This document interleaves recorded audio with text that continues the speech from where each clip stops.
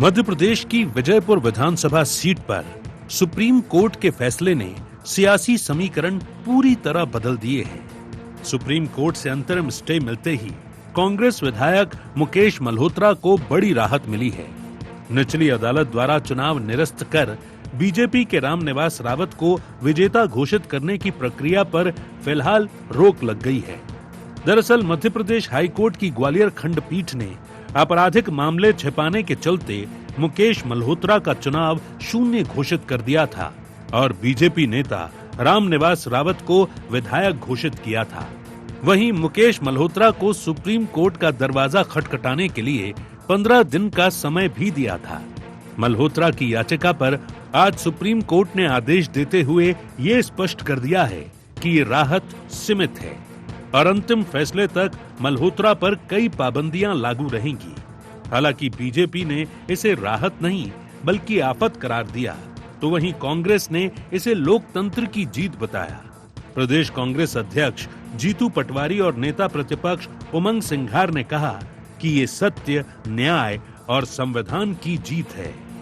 मुकेश मल्होत्रा को सुप्रीम राहत, विजयपुर सीट पर अंतरिम स्टे, मुकेश मल्होत्रा को राहत, एमएलए बने रहेंगे, वेतन भत्ते नहीं मिलेंगे, विधायक निधि का उपयोग नहीं कर पाएंगे, राज्यसभा चुनाव में नहीं डाल पाएंगे वोट, सीमित अधिकारों के साथ बने रहेंगे विधायक, फैसले तक जारी रहेंगी पाबंदियां। अगली सुनवाई 23 जुलाई 2026। सुप्रीम कोर्ट में मुकेश मल्होत्रा के केस पर हाई कोर्ट में जो डिसीजन हुआ था उस पर स्थगन आया है, स्टे आया है और हमें बहुत खुशी है कि न्याय मिला और लोकतांत्रिक परंपराओं को राहत मिली। अभी तक ये तो सुना था कि अगर कोई विधायक नियम संचालन प्रक्रिया और निर्वाचन आयोग के नियम के अनुसार नहीं चलता है तो उसका निर्वाचन शून्य कर दिया जाता है, ये तो सुना था। लेकिन ये पहली बार सुना कि जो हार गया है 7000 वोट से, अदालत ने उसको विधायक घोषित कर दिया। उधर बीजेपी ने इस पूरे मामले में कहा कि जिस तरह की राहत कांग्रेस विधायक को मिली है वो आने वाले समय की आफत बनने वाली है। सुप्रीम कोर्ट ने कहा है कि वो राज्यसभा के लिए वोट नहीं डाल पाएंगे, उन्हें विधायक के वेतन भत्ते नहीं मिलेंगे और जैसी परिस्थितियां हैं उनकी सदस्यता ज्यादा दिन तक टिकने वाली नहीं है। इसीलिए कांग्रेस को ज्यादा खुश होने की जरूरत नहीं है। कांग्रेस विधायक ने जिस तरह से शपथ पत्र में गलत जानकारी दी, उच्च न्यायालय ने उनकी सदस्यता को रद्द करने का काम किया है। अब उच्चतम न्यायालय में अपील में गए हैं। उच्चतम न्यायालय द्वारा भी कांग्रेस विधायक को राज्यसभा में मतदान के अधिकार से वंचित किया है, वेतन भत्ते देने से वंचित किया है। अर्थात उच्चतम न्यायालय ने भी उच्च न्यायालय के निर्णय पर ही मोहर लगाई है और जब भी इस मामले में फाइनल निर्णय आएगा, सुनवाई होगी, कांग्रेस के ऐसे फर्जी विधायकों की सदस्यता समाप्त होना तय है। बहरहाल अब इस पूरे मामले में सुप्रीम कोर्ट सभी पक्षों से जवाब मांगेगा। अगली सुनवाई 23 जुलाई 2026 को तय की गई है। तब तक विजयपुर की सियासत स्टे पर ही टिकी रहेगी, जहां न पूरी जीत है और न पूरी हार। Bureau report, IND 24।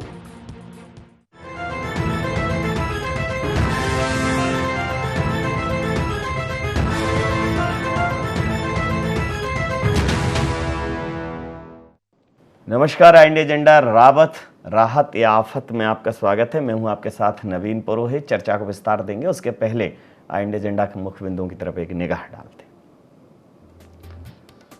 Mukesh Malhotra मामले में सुप्रीम कोर्ट के स्टे के क्या हैं मायने? क्या लंबे समय तक टिक पाएगी मुकेश मल्होत्रा की सदस्यता? भारतीय जनता पार्टी क्यों कह रही राहत को आने वाली आफत? कांग्रेस क्यों बता रही इसे जनता के विश्वास की जीत? नमस्कार, इन्हीं सवालों के साथ चर्चा में आप सबका पुनः स्वागत है। मध्य प्रदेश में विजयपुर वह विधानसभा सीट है जहां पहले कांग्रेस के कद्दावर नेता रहे रामनिवास रावत भारतीय जनता पार्टी में शामिल हुए, भारतीय जनता पार्टी में मंत्री बने, उपचुनावों में हार का सामना करना पड़ा और कांग्रेस को कहीं ना कहीं उस विधानसभा सीट से एक विश्वास मिला। कांग्रेस ने कहा कि यह जनता ने जो खरीद फरोख्त की राजनीति है, हॉर्स ट्रेडिंग पॉलिटिक्स पर एक लगाम लगाई है। बहरहाल मल्होत्रा जी के निर्वाचन पर जो शपथ पत्र है, चुनावी शपथ पत्र, उसमें तमाम जानकारियां उन्होंने अपने आपराधिक प्रकरणों से संबंधित जानकारियां छुपाई। इसको लेकर ग्वालियर हाई कोर्ट ने रामनिवास रावत जी की याचिका पर एक फैसला दिया और उस फैसले में मुकेश मल्होत्रा को विधायक पद से हटाने का आदेश दिया, साथ ही रामनिवास रावत को विधायक घोषित कर दिया। हालांकि निर्वाचन शून्य के मामले पहले भी आते रहे, लेकिन उसी जगह पर दूसरे कैंडिडेट को विधायक घोषित कर देना, ऐसे फैसले सामान्यतः हुए नहीं हैं। उस फैसले के खिलाफ अंतरिम स्टे मिला है, लेकिन अब इस प्रकार के विधायिका के तमाम मामले न्यायपालिका में लंबित हैं और निश्चित ही चुनाव आयोग को मुझे लगता है कि और कड़े निर्णय लेने की आवश्यकता है, क्योंकि जिस तरह से कालांतर में दल बदल हुए, अब बीना की विधायक का ही एक प्रकरण अभी तक लंबित है, कि दल बदल कानून को और ज़्यादा स्पष्ट और ज़्यादा पारदर्शी बनाने की आवश्यकता है, ताकि जनता का जो जनादेश है उसका अपमान राजनीतिक उठापटक के चलते ना हो पाए। तो इसी मुद्दे पर करेंगे चर्चा। हमारे साथ चर्चा में शामिल हैं शिम्पी अग्रवाल जी, प्रवक्ता हैं मध्य प्रदेश कांग्रेस की, पंकज चतुर्वेदी साहब वरिष्ठ प्रवक्ता मध्य प्रदेश भारतीय जनता पार्टी के हमारे साथ हैं, अनुराग श्रीवास्तव साहब वरिष्ठ पत्रकार हमारे साथ हैं। आप समस्त महानुभावों का बहुत बहुत स्वागत है। तो पंकज जी, विजयपुर में जो सियासत देखने को मिल रही है, रामनिवास रावत कभी बहुत कद्दावर नेता रहे हैं कांग्रेस के, आप स्वयं कांग्रेस के सिपाही रहे हैं, अब दूसरे खेमे से लड़ रहे हैं, कांग्रेस से ही लड़ रहे हैं। तो कांग्रेस इसे सत्य की जीत बता रही है, आप भी कह रहे हैं कि अंततः सत्य की जीत होगी। जनता विस्मय में है कि आखिर सत्य है कहाँ, क्या कहेंगे? नहीं नवीन जी, विस्मय का विषय नहीं है।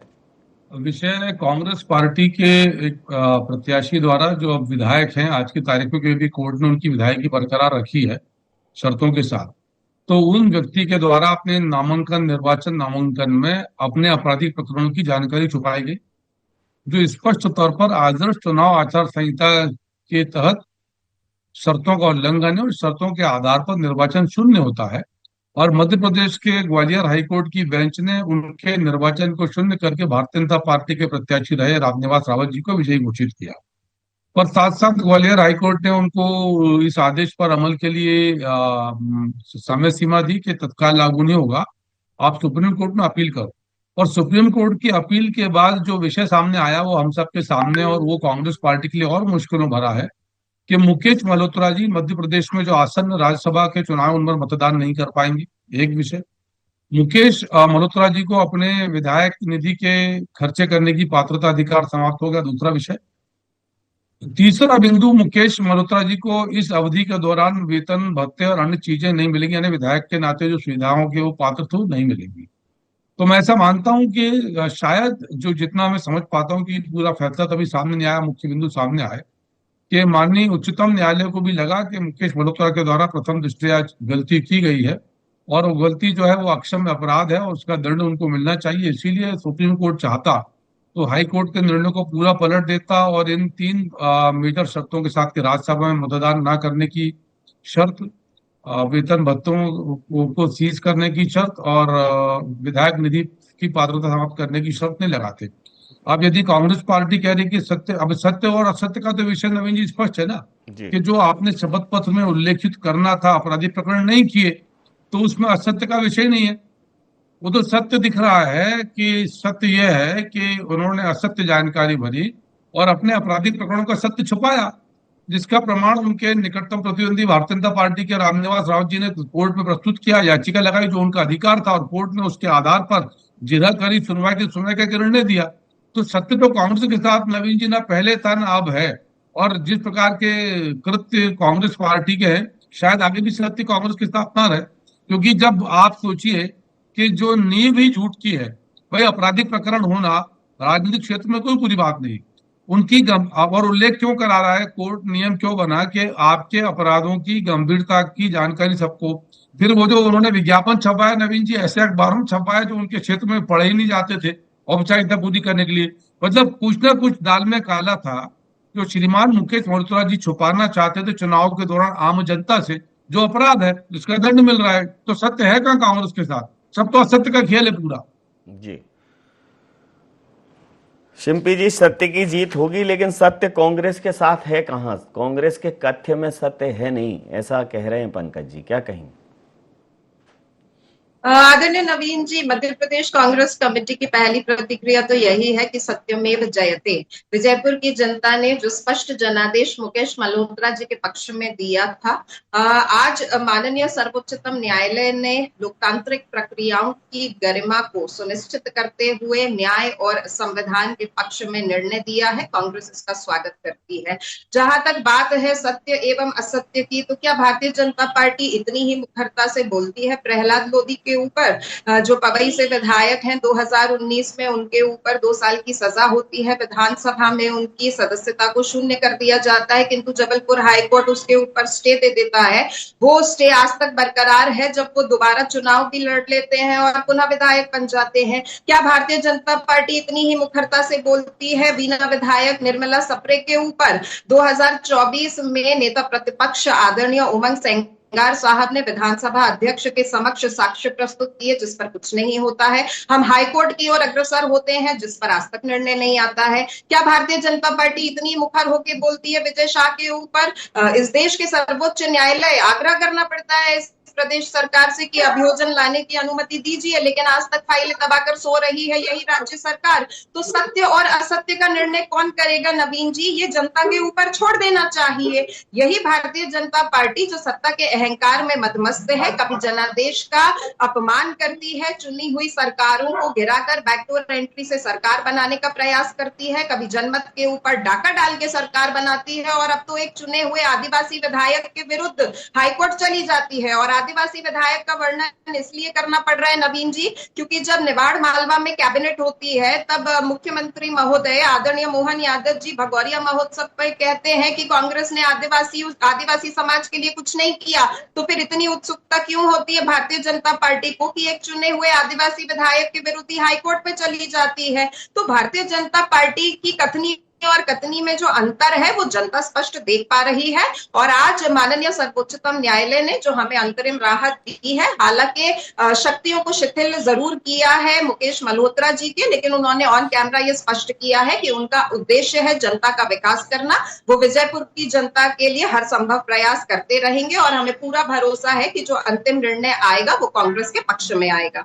जी, अभी अंतिम निर्णय आना बाकी है अनुराग जी, लेकिन एक नई तरीके की कानूनी लड़ाई प्रदेश में देखने को मिल रही है और विधायिका के जो मामले न्यायपालिका में जाते हैं, मुझे लगता है कि चुनाव आयोग को अब और ज़्यादा स्पष्ट दिशा निर्देश देने की आवश्यकता है और एक नियत समय सीमा में अगर ये हल हो तो ठीक है, कि अगर ये प्रकरण लंबित रहता तो एक सीट पर विधायक की जो स्थिति है वो प्रश्नवाचक ही रहेगी। और चूँकि 1-2 साल बाद चुनाव आ जाएंगे, अगर वो काम नहीं कर पाएंगे, वोट नहीं डाल पाएंगे, तो फिर एक डमी कैरेक्टर की तरह वो एक्ट करेंगे। क्या कहेंगे? बिल्कुल नवीन जी, देखिए जैसे ही सुप्रीम कोर्ट का ये फैसला आया तो मैं उसके बाद जो मुकेश मल्होत्रा है उनका एक बयान आया, उसको मैं सुन रहा था और उसमें वो ये कहते हुए सुनाई दे रहे थे कि मेरी तरफ से पूरी जानकारी दी गई, जो नियम कहता है कि अखबार और टीवी चैनल में देना चाहिए वो जानकारी दी गई। और उन्होंने ये भी कहा कि मैं रावत जी को व्यक्तिगत तौर पर भी जानकारी दूंगा। लेकिन सवाल इस बात को लेकर है कि यदि आपकी तरफ से कोई चूक नहीं हुई तो ग्वालियर हाई कोर्ट ने इतना बड़ा फैसला क्यों सुनाया? सुप्रीम कोर्ट का भी जो फैसला आया है उसमें साफ साफ, मैंने उस आदेश को भी पढ़ा है जो सुप्रीम कोर्ट ने आज दिया है, 23 जुलाई को फाइनल हियरिंग इस पूरे मामले को लेकर होगी। लेकिन जो सुप्रीम कोर्ट ने कहा है उसने साफ तौर पर यह बता दिया है कि मुकेश मल्होत्रा कांग्रेस के विधायक तो होंगे, लेकिन जो शर्तें उन्होंने लागू की हैं वो इस बात की तरफ इंगित करती हुई नजर आ रही है कि कहीं ना कहीं चूक मुकेश मल्होत्रा से हो गई है। यानी कि जो नियम है लोक प्रतिनिधित्व अधिनियम 125A भी ये कहता है कि यदि आप अपने शपथ पत्र में गलत जानकारी देते हैं या फिर अपने आपराधिक मामलों को छुपाते हैं तो उसमें अधिकतम 6 साल की सजा और जुर्माने का प्रावधान है। यानी कि चुनाव आयोग के ऊपर इस बात की जिम्मेदारी होती है कि चुनावी संहिता को वो लागू करे। जो शुचिता की राजनीति की बात होती है, चुनाव में वो शुचिता लाई जाए, इसको लेकर ये नियम बनाए गए। और यदि इस मामले को लेकर कोई गलत जानकारी जाती है तो निश्चित तौर पर एक बड़ा गलत संदेश जाएगा। शायद सुप्रीम कोर्ट इस बात को समझ रहा है और डमी कैंडिडेट बनाए जाने के पीछे भी ये बात निकल कर आ रही है कि अभी 2023 में विजयपुर विधानसभा के चुनाव हुए, 2025 में उपचुनाव हुए और यदि अभी विधायकी को शून्य घोषित कर दिया जाता है तो विजयपुर की जनता ये 2 से 3 साल के अंदर तीसरा चुनाव झेलने को मजबूर होगी। तो तमाम जो दस्तावेज हैं या जो दलीलें हैं उनको सुनने के बाद मुझे लगता है कि 23 जुलाई को जब सुप्रीम कोर्ट का फैसला आएगा तो उसके बाद ये साफ हो जाएगा कि वाकई में मुकेश मल्होत्रा विधायक हैं कि नहीं। एक और बात नवीन जी मैं आपको बता दूं कि ये जो अब 23 जुलाई को इस पूरे मामले को लेकर फाइनल सुनवाई होना है, जून में कहा जा रहा है कि राज्यसभा के चुनाव हो सकते हैं, उसमें अपने वोट का इस्तेमाल नहीं कर पाएंगे।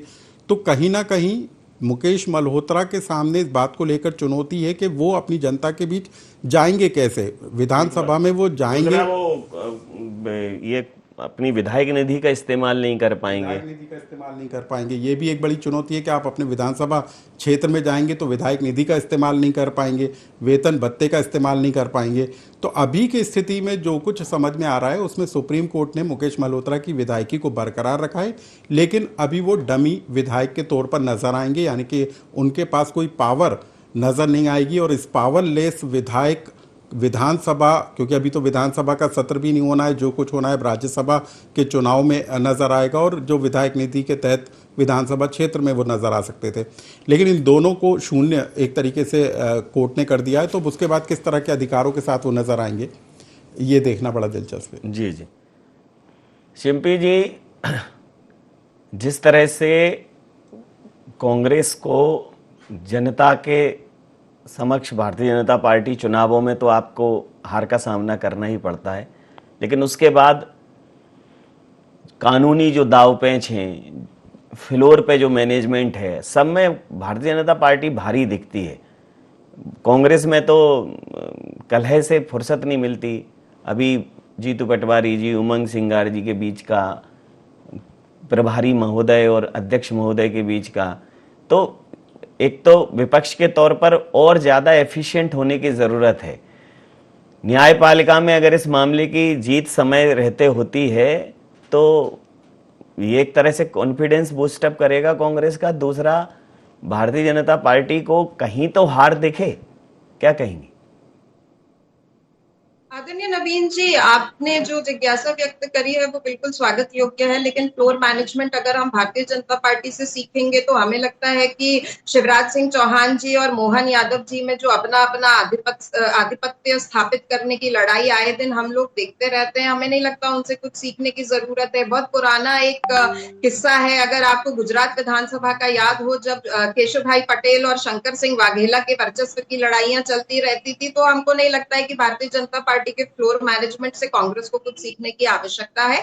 जहां तक हमारी बात है तो आदरणीय जीतू पटवारी जी हो, चाहे हरीश चौधरी जी हो या उमंग सिंगार साहब हो, वो एकजुटता के साथ कांग्रेस के संगठन को मजबूत करने का पूरा प्रयास कर रहे हैं। हाँ, ये जो मुकेश मल्होत्रा जी के केस में निर्णय आया है, तो जैसा कि आदरणीय वरिष्ठ पत्रकार महोदय जी ने भी कहा, तो क्या भारतीय जनता पार्टी के प्रत्याशी रावत साहब ने उस समय कोई आपत्ति दर्ज करी थी जब मुकेश मल्होत्रा जी ने अपना शपथ पत्र दायर किया था? यदि करी होती तो उनका नामांकन दाखिल ही नहीं होता, क्योंकि रावत साहब को जो अपनी आत्मनिष्ठा का आत्मसमर्पण भारतीय जनता पार्टी के समक्ष कर चुके थे, उन्हें ये वो आश्वस्त थे इस बात को लेकर कि बीजेपी के सिंबल से चुनाव लड़ेंगे तो वो जीत ही जाएंगे, लेकिन जनता ने उन्हें 7,000 के मत का एक स्पष्ट हार का जनादेश दिया और इसीलिए उन्हें हाईकोर्ट की तरफ अग्रसर होना पड़ा। और अगर ये हुआ भी है तो हम कानूनी रूप से इस लड़ाई को लड़ रहे हैं और हमें पूरा इसका आश्वासन है कि जो नतीजा है वो हमारे ही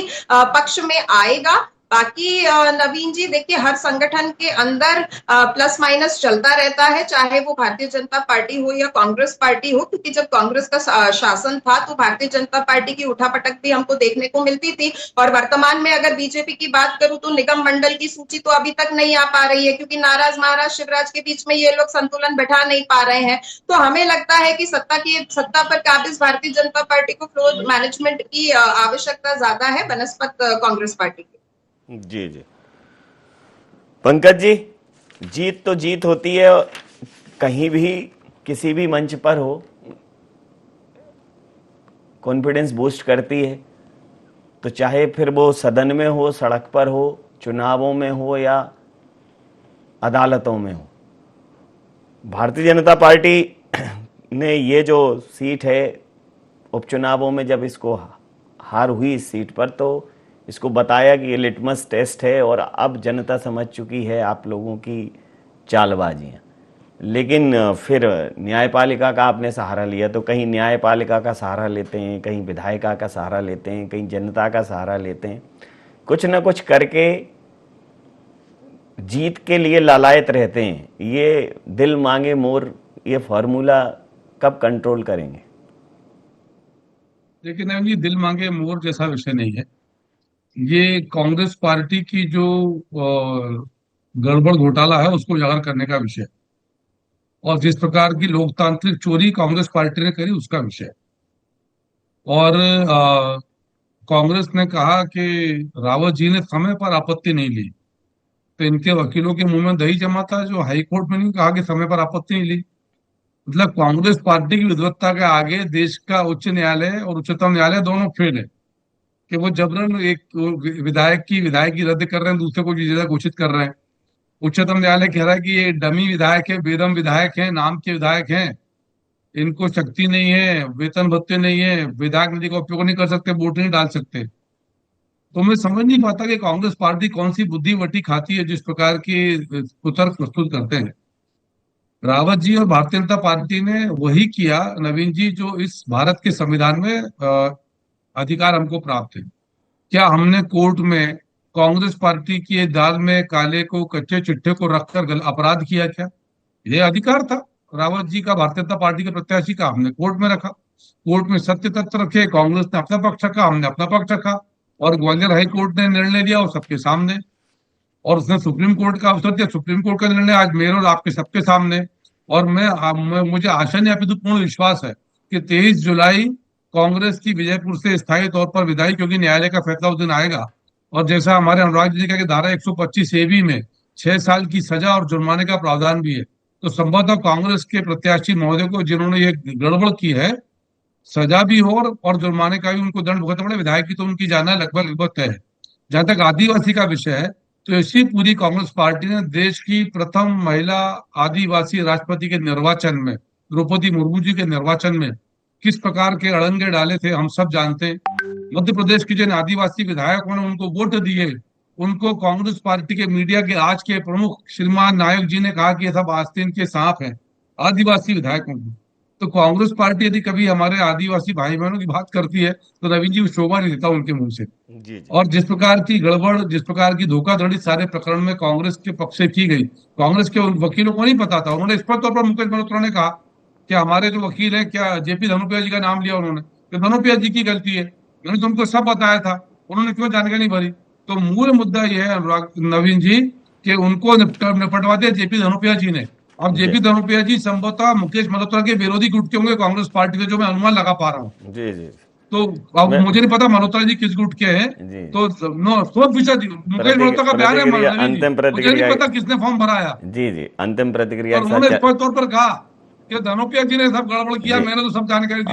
अंतिम प्रतिक्रिया अनुराग जी से अंतिम प्रतिक्रिया के साथ चर्चा समाप्त करूंगा। अनुराग जी, एक चीज आप देखिए कि मुझे लगता है कि आगे आने वाले समय में जैसे जैसे इलेक्शन रिफॉर्म की बात हो रही है, सूचना और तकनीकी का जैसे जैसे उपयोग होता चला जाएगा, तो जो इलेक्शन रिफॉर्म्स हैं वो और भी ज़्यादा क्रिस्टल क्लियर होंगे।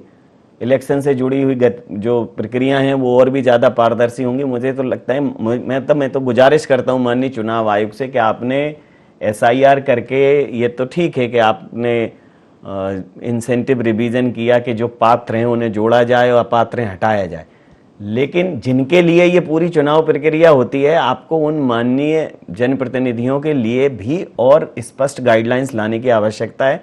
खासकर ये जो दल बदल कानून है कि एक बार आप जिस सिंबल पर जा रहे हैं, अगर आप सिंबल छोड़ते हैं तो फिर आपको उस टेन्योर में तो आपको टिकट नहीं मिलेगा, भले ही आप दूसरी पार्टी से जाएं।